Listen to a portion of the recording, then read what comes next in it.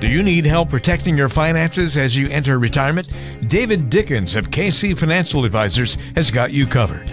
Welcome to the Cover Your Assets KC podcast.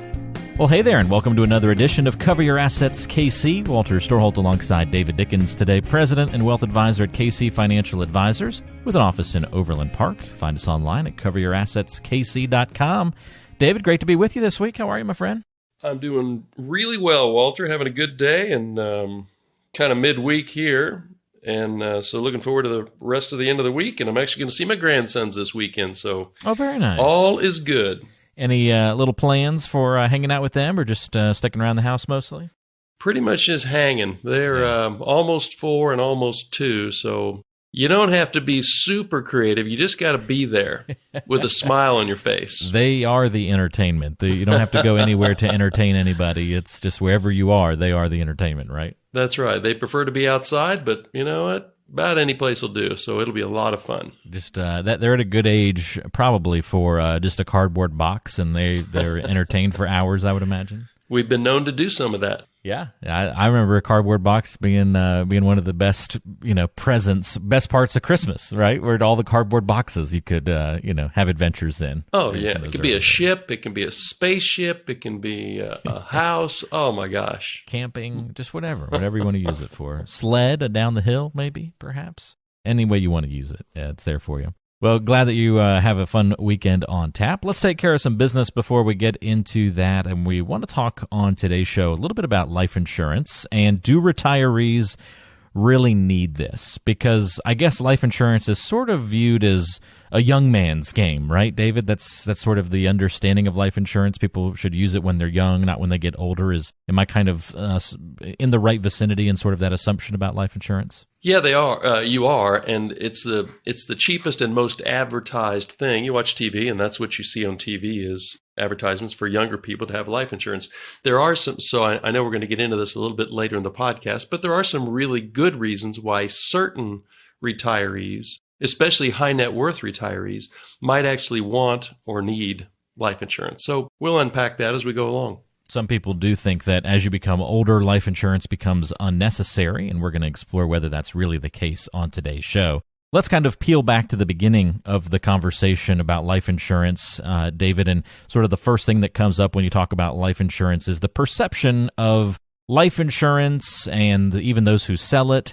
It just seems like kind of a dirty word, like we all remember from Groundhog Day, the movie with, was it Ned, the life insurance salesman, right? Just not viewed in a positive light. Why is this topic of life insurance kind of almost a dirty word to a lot of people, or just at least a topic a lot of folks don't want to touch? Well, it's probably different for every person, but I mean, frankly, nobody really wants to contemplate their own death. And that's what you're talking about when you're deciding whether to buy life insurance and how much. It only pays off when you die. So you pay all these premiums, but you personally never get to benefit from it. And then the vast majority of us who pay premiums every year for a long period of time, well, we never end up dying while we have the policy. So it never pays off, so to speak. So, I have clients that are life insurance salespeople. We sell certain types of life insurance here to our clients when they need it. So, I'm a fan of what it does, but frankly, I don't like it any more than anybody else because I don't like paying premiums for something that I will likely never need. So it's kind of a complex emotional bundle. That makes sense. Yeah. The complexity in and of itself probably scares people off because of all those different factors that you mentioned. How do you determine if somebody even needs life insurance at all, especially as someone maybe gets older and gets out of that realm of the sort of the basic uses of life insurance? Yeah, well, so the technical term is they got to have some sort of insurable interest. They need to have some sort of insurable interest. So that's super identifiable when you're in your 20s or 30s or 40s, especially if you have a spouse and a family who you're trying to, in the unlikely event of your death, you need to leave some sort of estate behind to support the people you leave behind if you die young. And you haven't had the time to build up an estate. So this is a way to create a living estate if you die early. So that's a real easy way to figure out whether you need it. But then there are people retired people who might say, well, I don't have, and this is a couple of uses we'll talk about in a little bit, but I don't have any long-term care insurance. Is there a way to use life insurance to do that? I am going to leave a big estate tax problem when I die. Is there a way to use life insurance to solve that? And my pension, I only took it in my own life, and I have a spouse, and she might need some money if I die early. So can I use life insurance to fix that problem? So all you're really trying to do is figure out, am I going to leave someone with a problem when I die, a financial problem? And then can I fix it economically with life insurance? So got to have that need. So if we determine need is there, if life insurance is indeed needed, how do you determine then the right amount of life insurance to purchase?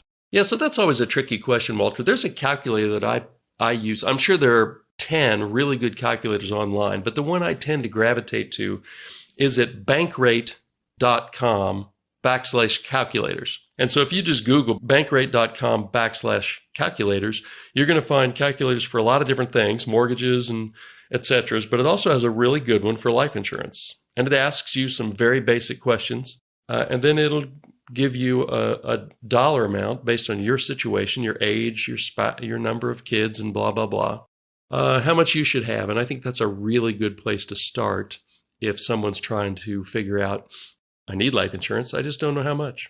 Okay, so kind of not necessarily a hard and fast rule, kind of like the emergency fund conversation where it's a pretty easy answer of 3 to 6 months. A little bit more work has to go into determining that right life insurance amount. Exactly, because if you're 28 and you have 4 kids, well, you have a long runway.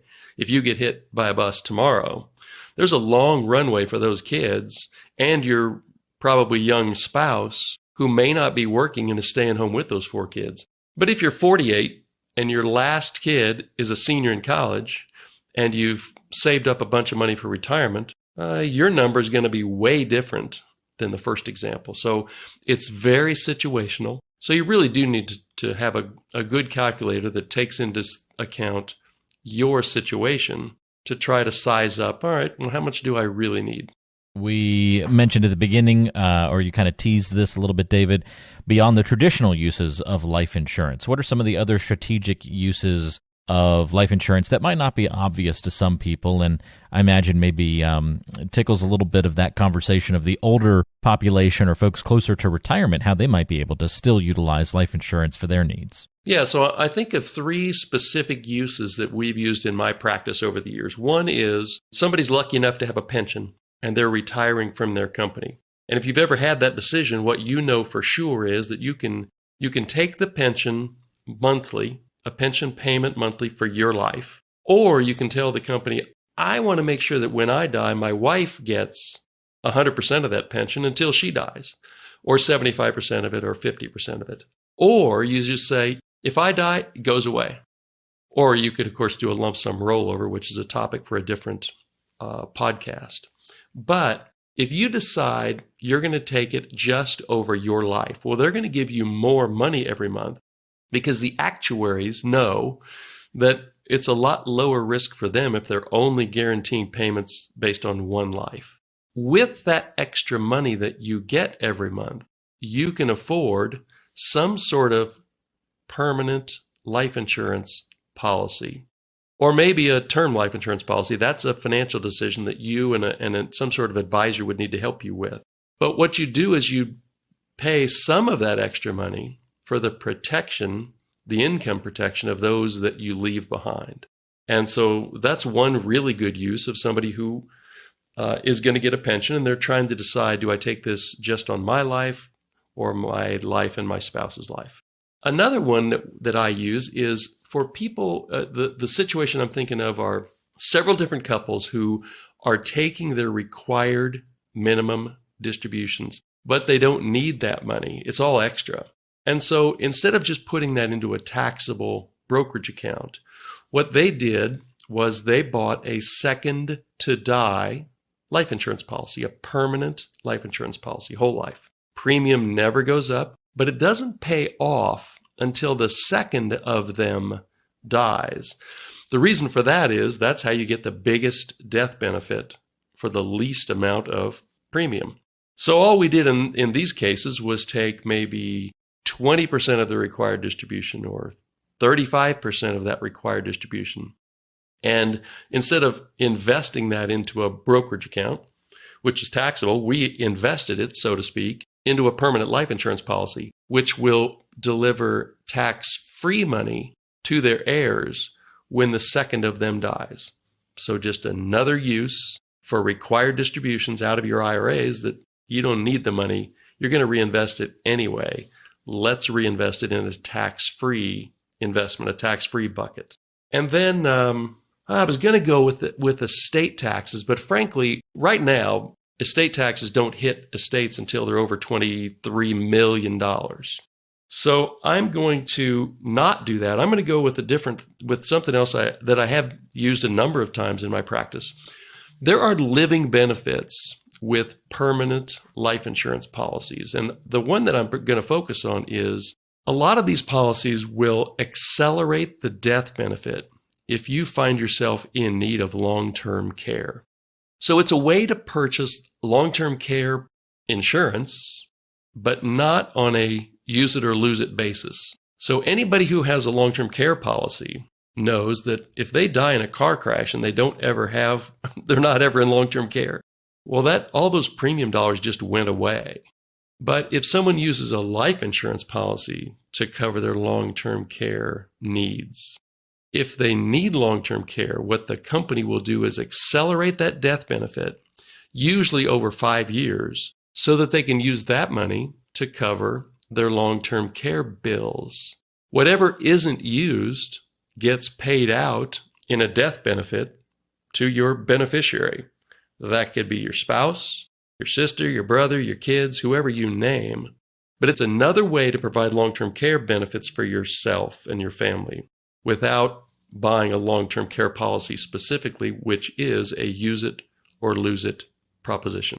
Definitely some creative uses there, David, and glad to be able to get some details on those.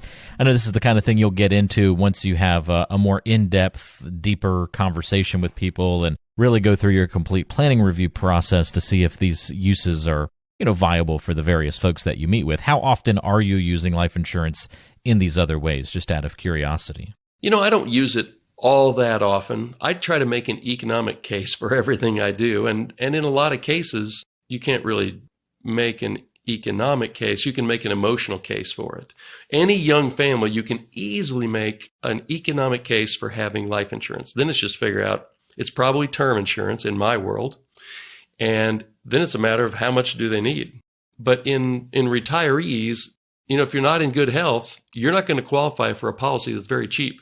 If you're quite elderly, you're not going to qualify for a policy that's very cheap. So it's very situational, and the older you get, the tougher it is to make it work economically. Whole life can be, so term life is super good for young people. Whole life policies can be super good for people who are trying to do a long-term care benefit. And then something we didn't cover and we won't because we don't have time in these podcasts, which I like to keep to 15 to 20 minutes, nice bite-sized pieces.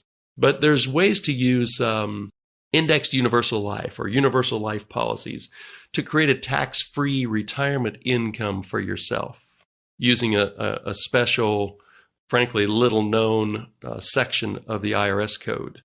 And maybe we'll do a podcast on that too, but that works really well for a lot of late 40-ish people, 50-year-old people, less well when you get into your mid to late 60s and certainly into your 70s. So those are use cases that we actually use in our practice. My commitment is they have to work economically before they'll work for any particular client. So it's a lot of research, it's a lot of analysis, and then it's getting comfortable with having an insurance product in your investment suite to make sure that it's going to help you accomplish the goals that you're trying to accomplish for you and your family. Helpful information, David. And yeah, we could probably spend an entire show talking about those differences between term, whole, and universal life insurance. So maybe we shall save that for for a rainy day, and we'll bring that up on another topic in a future show, because I know that's another area where people have a lot of confusion when it comes talk about complex products, right? Complex issues in the financial planning world. Well, now we'd get into it even more when we start breaking it down, all these different types of insurance. So we'll keep it easy to understand today, but know that that's on the horizon for the future. If you have any questions about what we've talked about on the show today, want to see how life insurance might fit into your plan, do you have the right amount of life insurance to cover your current needs and your future needs as well? Don't ever hesitate to reach out to David and the team. 913-317-1414 is the number. 913-317-1414. And you can always go online to coveryourassetskc.com, or just check the show notes of today's episode, where we'll have all the ways that you can get in touch with David and link you out to the website and all that good stuff. David, thanks for the help this week, and enjoy some time with the grandkids, and we'll look forward to talking to you next week. I'm looking forward to my weekend, and I will talk to you next week. Sounds good. That's David Dickens. I'm Walter Storholt. We'll talk to you next time on the Cover Your Assets KC podcast. Thanks for listening. Investment advisory services offered through Brookstone Capital Management, LLC, BCM, a registered investment advisor. BCM and KC Financial Advisors are independent of each other.